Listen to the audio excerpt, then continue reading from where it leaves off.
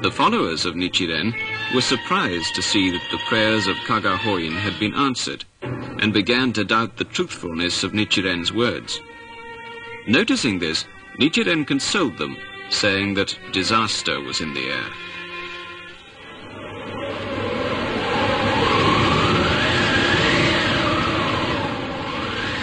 Only 2 days after the rainfall, a gale devastated Kamakura. Buildings collapsed, trees were uprooted, and many people were killed or injured.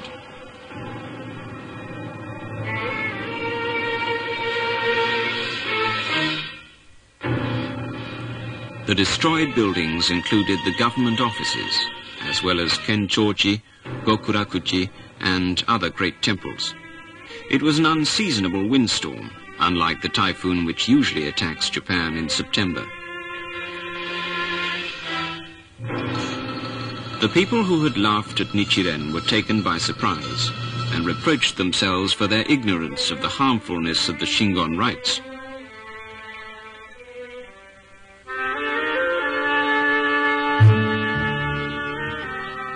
At the risk of his own life, Nichiren had taken a stand against the government 3 times in order to repay the favors he had received from his country. But the government would not listen to him. According to the proverb that one who remonstrates with his master 3 times but is not listened to by him may retire, Nichiren left Kamakura on the 12th of May that year. Nichiren and his party sometimes traveled on mountain roads. Sometimes they had to cross ravines. They forded fast-flowing streams. And sometimes they had to tackle narrow, overgrown forest tracks. They traveled along the Fuji River and arrived at the residence of Haki Sanenaga in Minobu on the 17th of the month, 5 days after they started from Kamakura. On that day, he wrote to Tokidono, "I like this place, so I will stay here for the time being. After all, what I want to do is to wander alone about this country."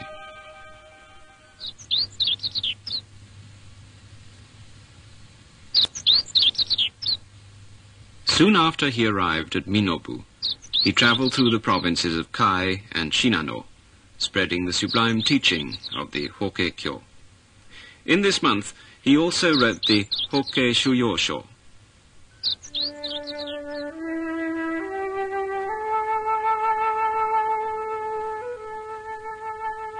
A new hermitage was built for Nichiren in Minobu on the 17th of June of the year, with the cooperation of his disciples. It was a small hut, barely enough to shelter them from rain and snow.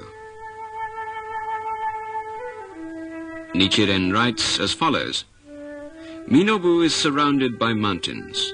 Mount Minobu in the north, Mount Takatori in the south, Mount Shichimen in the west, and Mount Tenshi in the east. There are 4 rivers between them. My hermitage is on the plot surrounded by these mountains. The roof is thatched, and the walls are made of bark. I wear deer hide taken from deer who have died a natural death. In the springtime, I enter the forest to pick up bracken for food. In autumn, my disciples collect nuts. Nichiren decided to stay in Minobu for the rest of his life. Here he chanted the Hokkekyo, wrote many articles and epistles, and educated his disciples day and night.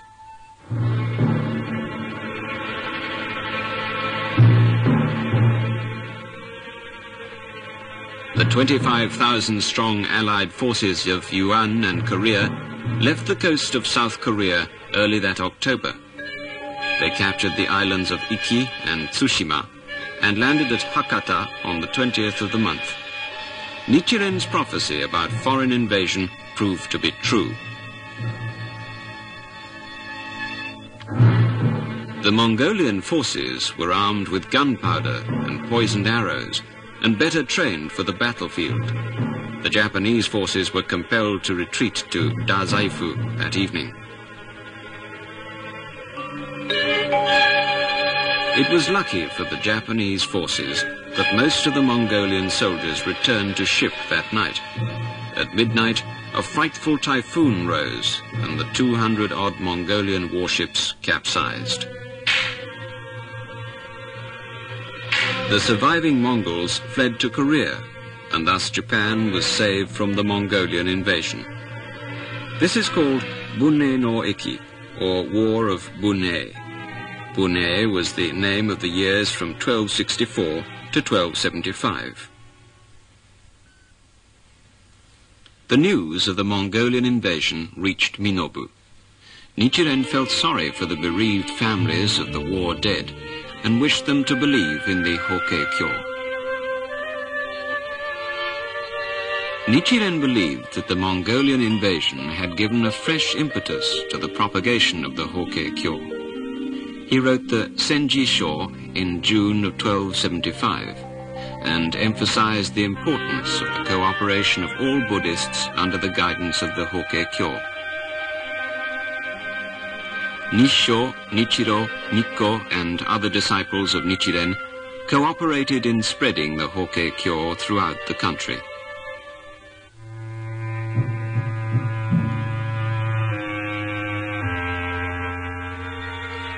On the 5th of June of 1277 in Kamakura, they encountered a setback.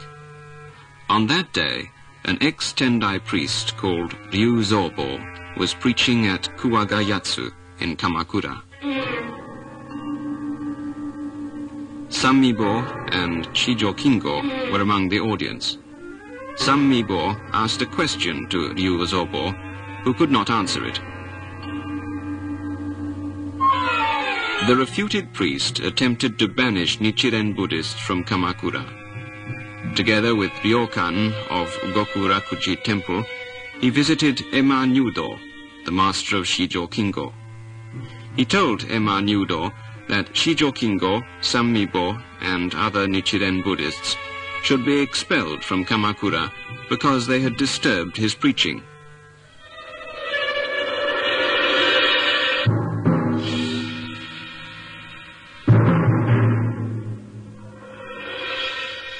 Another suppression of Nichiren Buddhists took place at Atsuhara in Kashima district, province of Suruga, in 1279. The persecutors were samurais closely connected with the Kamakura government. In those days, Nikko, a disciple of Nichiren, was living in the Jisoji Temple of the Tendai sect in Kashima district.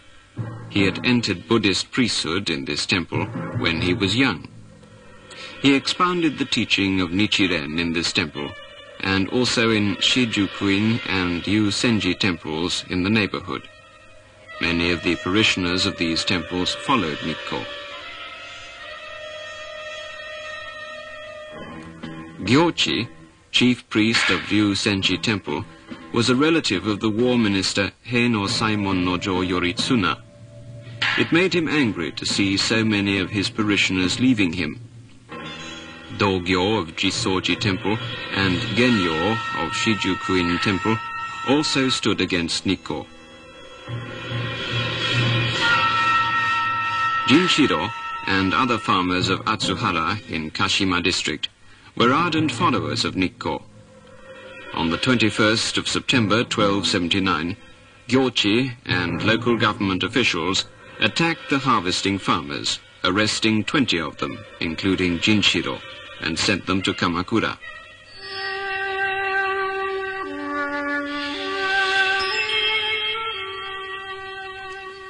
Jinshiro and others were ordered to chant the Nembutsu instead of the Daimoku, but they refused.